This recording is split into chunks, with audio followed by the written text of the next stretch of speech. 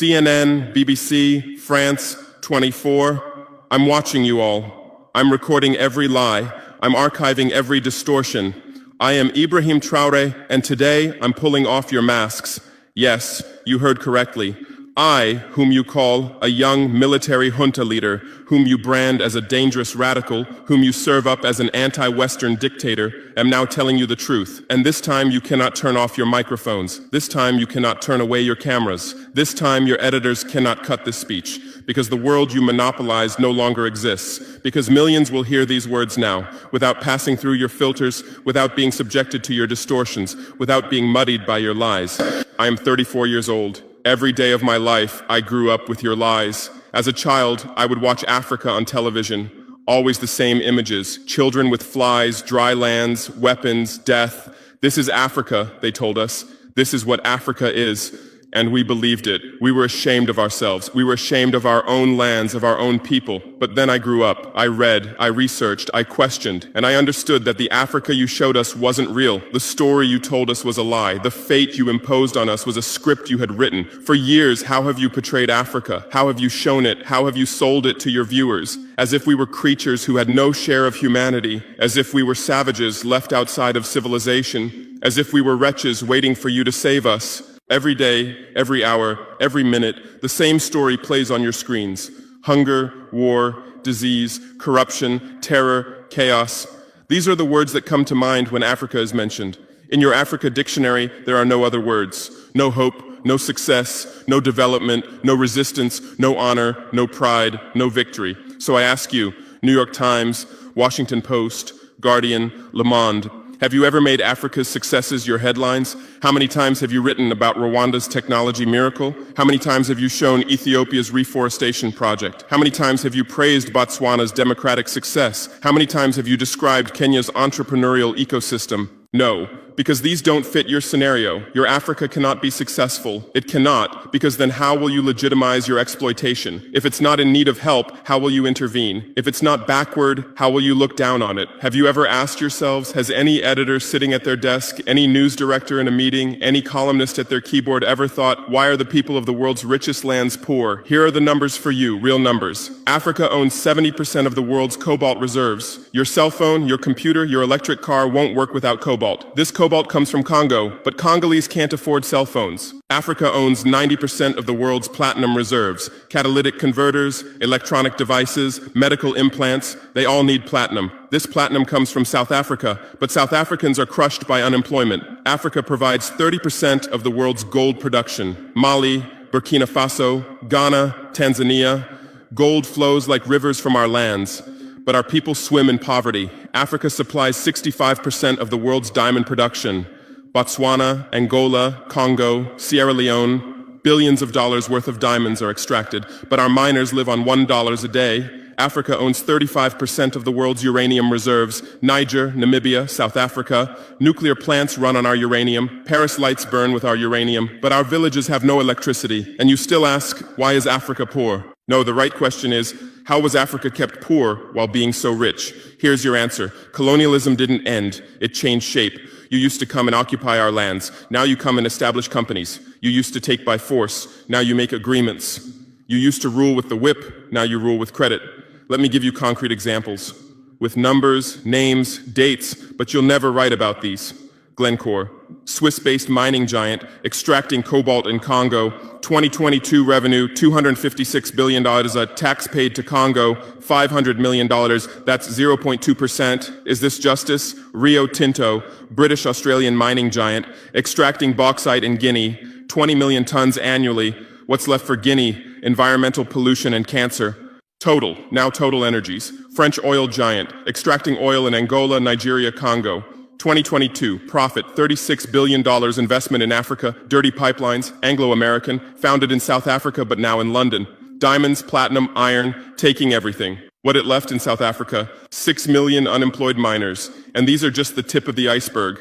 What about the invisible, the secret deals, the offshore accounts, the transfer pricing tricks? Every year, $88 billion in illegal money flows out of Africa. Who writes about this? Every year, $45 billion in aid comes to Africa. Everyone writes about this, but no one says Africa is not the continent receiving aid, it's the continent giving aid. While you zoom your cameras on swollen bellies, there is a huge system working silently in the background. Every day, tons of gold, diamonds, cobalt, uranium, oil leave our land. But how? Here is the system. Step 1, create corruption, bribe our leaders, open offshore accounts, promise them a life of luxury, send their children to your schools. Step 2, make deals, get 50-year, 99-year concessions, ask for tax exemptions, be exempt from environmental rules, ignore labor rights. Step 3, control the infrastructure. Take over ports, airports, railways, but only from the mine to the harbor. Don't build roads to the villages. Don't bring electricity to schools. Step 4, provide security. Set up private security companies. Arm them. Declare protesting. Step 5, silence the media. Buy local journalists. Suppress opposing voices. Serve internal unrest news to international media. And this is how the system works. It's been working like this for 100 years, and you don't see this system. You don't want to see it, because you're part of the system too. Who are the biggest advertisers of New York Times, CNN, BBC, oil companies, mining companies, arms companies, pharmaceutical cartels, the companies that exploit Africa? You live on their money, you defend their interests, and what I'm about to tell you might cost me my life, but it's no longer time to be silent. France's system in Africa is the CFA franc. 14 African countries still use French colonial currency. 50% of these countries' central bank reserves sit in the French treasury. France applies negative interest to this money, so we pay France to use our own money. Through this system, France transfers $500 billion worth of resources from Africa every year. Does anyone write about this? No. But when France gives Africa 10 billion euros in aid, it makes headlines. Britain's system is more sophisticated. London is the world's money laundering center. City of London, offshore paradise. Every penny stolen from Africa passes through London. Jersey, Guernsey, Cayman Islands, Virgin Islands, all under British control. Africa's wealth hides there. America's system is AFRICOM, Africa Command, 46 military bases on the continent. Official purpose, security. Real purpose, resource control. Drones in our airspace every day, listening devices everywhere. They say fighting terrorism, but it's not terrorists, it's people's leaders who are targeted. China is the new player, says win-win, builds infrastructure, gives credit, but in exchange for what? 99-year port concessions, mining rights, agricultural lands, debt-trap diplomacy, ask Sri Lanka, ask Zambia, and you write about none of this. Why? Because you're not free press, you're corporate press, your bosses are billionaires. Jeff Bezos bought Washington Post. Why? For love of journalism? Rupert Murdoch's media empire, Fox News, Wall Street Journal, The Sun, The Times, all from the same hand, all giving the same message. West is good, others are bad. Carlos Slim is the largest shareholder of New York Times, Mexican billionaire. Where's his wealth from? Monopolized telecommunications, got rich off Latin America's back, now controls America's most respected newspaper. And you claim to do independent journalism? Who are your editors? Which schools did they graduate from? Harvard, Yale, Oxford, Cambridge? Always the same elite schools, always the same worldview, always the same prejudices. How are your reporters selected? How many languages does your Africa correspondent speak? French, English, that's all. Swahili, Hausa, Yoruba, Amharic, they don't know. They can't talk to the people. Your sources are always the same. Western diplomats, NGOs, experts, and then you come and lecture us. They killed Patrice Lumumba, January 12, 1961. CIA agent Larry Devlin confessed. Belgian mercenaries executed. They dissolved his body in acid, took his teeth as souvenirs. In 2022, that tooth was returned from Belgium to his family after 61 years. And what did you say then? Chaos in Congo. You didn't ask about the killers. You didn't investigate CIA documents. You didn't write about Belgium's crime. They killed Thomas Sankara, October 15, 1987. My hero, Africa's hope. Vaccinated 2.5 million children against measles and meningitis, planted 10 million trees, raised literacy rate from 13% to 73%, gave equal rights to women, banned FGM, ended corruption, sold Mercedes cars, used Renault 5, rejected IMF and World Bank. And most importantly, he said, we will not pay Africa's debts. We didn't make those debts. The puppets before us made them on behalf of colonizers. That's when he had to be killed, and they killed him. Who killed him? His best friend, Blaise Compaoré. With whose support? France. Want proof? Look at the Focart archives. Jacques Faucard, France's Africa Affairs advisor. Everything is written there. And what did you say? Military coup in Burkina Faso. You didn't write about Sankara's dreams. You didn't tell about his projects. You didn't show his successes. You just said, another dictator died, Muammar Gaddafi. Yes, he was a dictator. Yes, he was ruthless. But what had he done in Libya? Per capita income $12,000, Africa's highest, literacy rate from 25% to 87%, life expectancy from 51 to 74, free healthcare, free education, $50,000 for newlyweds, interest-free loans for homebuyers, $5,000 for new births, gasoline 14 cents per liter, great man-made river, irrigation project to green the desert, and Gaddafi's real crime, dream of United States of Africa, African Central Bank project, African Investment Bank, African Monetary Fund, and most dangerous, gold dinar, refusing to sell oil for dollars. October 20th, 2011, lynched in Sirte, Hillary Clinton laughed. We came, we saw, he died. Now look at Libya. 3 different governments, endless civil war, ISIS, Al-Qaeda running wild slave markets exist. Even CNN showed in 2017, oil being looted, weapons depots emptied, spread across Sahel. Do you call this democracy? Do you call this freedom? Do you call this success? And whose turn is it now? The Sahel, Mali, Niger, Burkina Faso. You want to make us Libya too. You want to make us Syria. You want to make us Iraq. But not this time, because we've awakened, because we've learned, because we've united. Operation Barkhane, France's Sahel adventure, 2013-2022. Official purpose, fighting terrorism. Real purpose, resource control, 5 through 100 French soldiers. €1 billion annual budget. What's the result? 2013, 500 terrorists in Mali. 2022, 5,000 plus terrorists in Sahel, 10-fold increase. What kind of success is this? But what were French soldiers doing? Protecting Niger's uranium mines for Areva, Orano, securing oil pipelines for total controlling ports and railways for Bolloré, and fighting terrorism? No, the opposite. Terrorists couldn't come within 50 kilometers of French soldiers, but they could easily burn our villages. Why? Because chaos served their purposes. If there's chaos, they could stay for security reasons. MINUSMA, UN peacekeeping force. In Mali, 15,000 soldiers, 1.2 billion annual budget. 10 years, result, 300 plus. UN soldiers died. Thousands of civilians died. Terror didn't decrease, it increased. And now you say Wagner is dangerous. Russians are taking over Africa. Wagner came, 1,000 soldiers. What happened in 6 months? Terrorists fled, villages are safe, mines are working, people are at peace. What's the difference? Wagner is an ally we invited. France is an occupier who came by force. Wagner follows the agreement. France blackmails, Wagner brings results. France produces excuses, but you don't write the truth. You say Russian mercenaries. Well, what is French Légion étrangère? Aren't they mercenaries? What is American Blackwater Academy? What is British G4S? What is Israeli Black Cube? They are security companies. Wagner is a threat. Why? Because Wagner isn't yours. And the terrorism issue? Who created this terror? Who founded Al-Qaeda? 1980s, Afghanistan, CIA, Pakistan ISI, Saudi money, against Soviets. Bin Laden was CIA's man. You called them freedom fighters. Who supported Taliban? Again, you. Heroic mujahideen against Soviet occupation. You gave weapons, gave money, gave training, then you lost control. How was ISIS born? 2003, Iraq invasion. You toppled Saddam. You disbanded the army. You banned Ba'ath Party. You tortured in Abu Ghraib, and those people became ISIS. Then Syria. You said Assad must go. You said moderate rebels. You gave weapons. Those weapons went to ISIS, went to al-Nusra.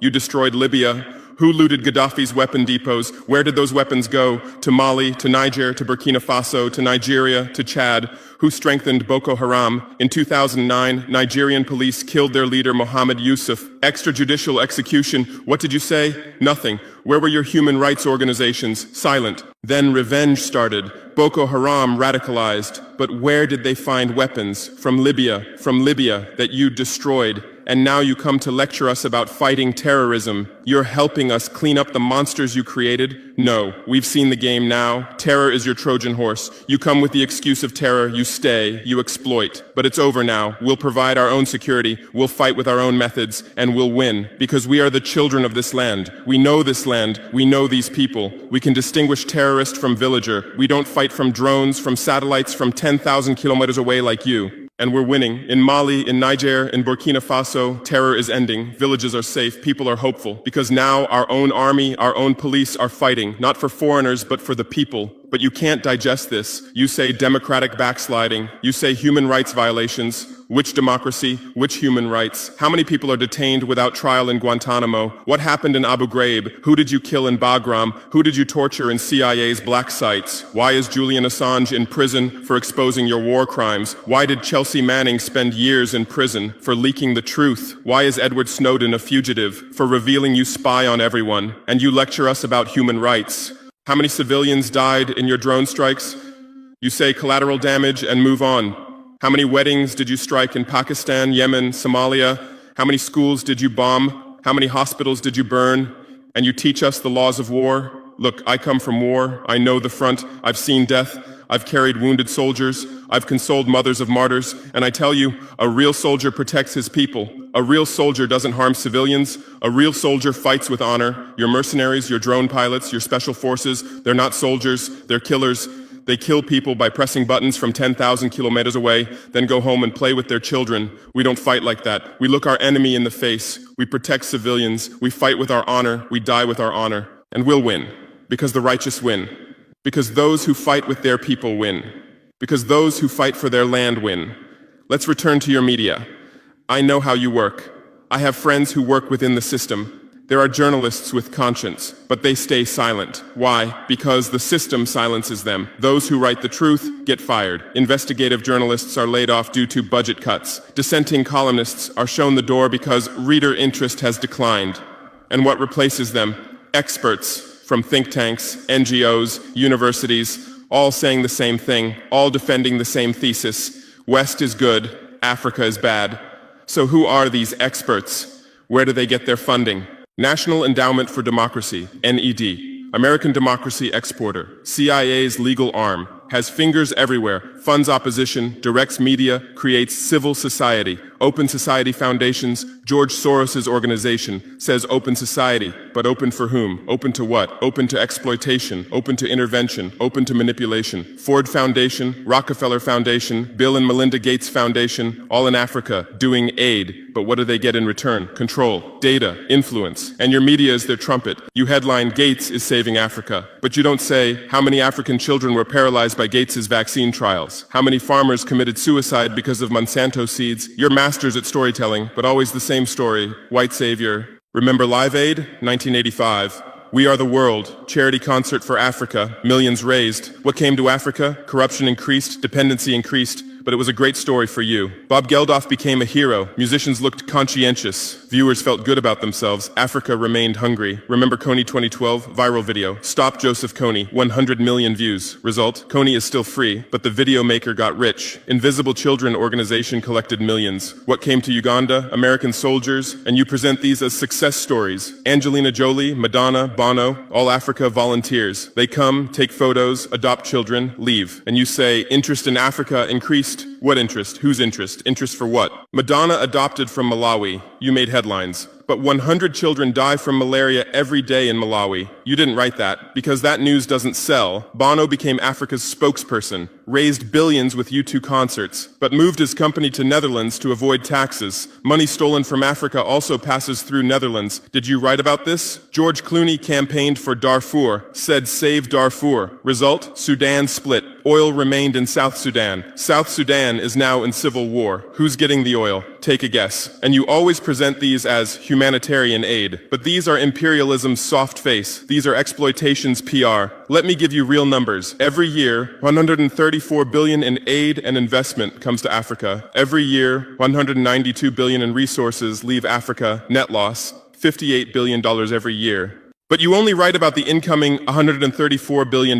You don't write about the outgoing $192 billion. Why? Because then people will ask, why does Africa need aid? Illicit financial flows, 88.6 billion year multinational corporations profit transfers, 48.2 billion year debt interest, 17 billion year brain drain cost, 13.8 billion year climate change cost, 10.6 billion year illegal logging, 17 billion year illegal fishing, 1.3 billion year total, $192+ billion every year. This much resource leaves Africa every year. But what are your headlines? EU announces 20 billion euro aid package for Africa. China gives Africa $60 billion in credit. America grants Africa $8 billion. People read these and think how generous they are, how charitable, how ungrateful Africa is. But the truth is the opposite. Africa is financing your standard of living. Africa is subsidizing your prosperity. Africa is making your technology possible. The cobalt in your iPhone, from Congo, the lithium in your Tesla, from Zimbabwe, the tantalum in your computer, from Rwanda, your jewelry, from Botswana, your chocolate, from Ivory Coast, your coffee, from Ethiopia, your oil, from Nigeria, your uranium, from Niger. And what do we get in return? Debt, poverty, humiliation, but enough. This game will end now because we've awakened. Our youth are sharing the truth on social media. Bar France out hashtag used 100 million times. Africa is bleeding 50 million. On Stop Exploiting Africa, 75 million. And what are you doing? You say Russian bots. You say Chinese propaganda. You say disinformation. No. These are real voices of real Africans. This is real anger. This is real awakening. There are millions of youth on TikTok, videos celebrating French soldiers leaving, images applauding Wagner's arrival, content explaining the truth on Twitter, Instagram, Facebook. The same voice everywhere. Enough! And you're panicking because you're losing control. You're losing the narrative. You're losing the monopoly. You established fact-checking organizations. Africa Check, AFP Fact Check. Who funds these? Facebook, Google, Bill Gates. The same system again. What are you checking? Whose facts are you defending? We say France exploits $500 billion a year. You say false. Only $440 billion. As if that changes the situation, as if 440 billion is little. We say Wagner has been successful. You say Wagner violates human rights. Well, what were French soldiers doing? Bombing Fulani villages, arming Dogon militias, accidentally striking weddings. Your hypocrisy is so obvious that no one believes you anymore. Remember what Anderson Cooper said on CNN? Democracy is declining in Africa. Which democracy, Anderson? Your democracy? America's democracy? Your Capitol riot, January 6, 2021. You said, attack on democracy. 5 people died. Our Sankara assassination, October 15, 1987. You said, internal matter. 1 person died, but that person was the hope of 20 million people. In your elections, corporations fund candidates, lobbyists write laws. You call our elections rigged. In your country, police kill blacks. George Floyd, Breonna Taylor, Ahmaud Arbery. You lecture us about police violence. On BBC, Kasia Madera presents Africa News. Polish origin. How many years has she lived in Africa? How many African languages does she speak? But every day she speaks as an Africa expert. Africa is like this. Africa is like that. On France 24, cameramen, editors, producers, most are French. Even Africa correspondents are mostly French, and they do objective journalism. Even Al Jazeera. Qatar funds it. What business does Qatar have in Sahel? But every day they report Sahel crisis. Whose crisis are they telling? Deutsche Welle, Voice of America, RFI, all state media, all propaganda tools.